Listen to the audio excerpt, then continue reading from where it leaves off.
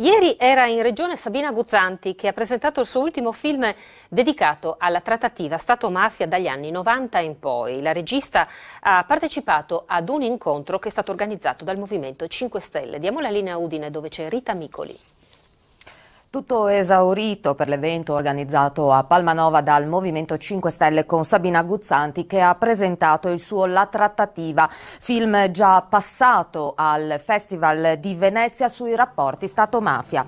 Alla proiezione all'Auditorium San Marco è seguito il dibattito con la regista, poi con Elisa Bulgarelli, portavoce del Movimento 5 Stelle al Senato e componente della Commissione d'inchiesta sul fenomeno delle mafie, e con Angelo Tofalo, portavoce alla Camera e componente del Copasir. L'incontro è stato moderato dal consigliere regionale pentastellato Cristian Sergo.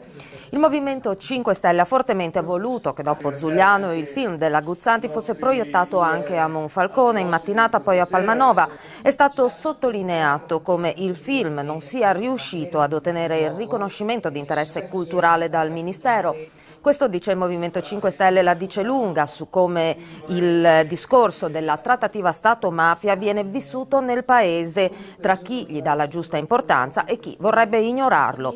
Ricordata anche la campagna Friuli Venezia Giulia Mafia Free, con cui i grillini puntano ad avere una regione libera dalla criminalità organizzata, senza far finta che qui, dice il Movimento, le infiltrazioni mafiose non esistano.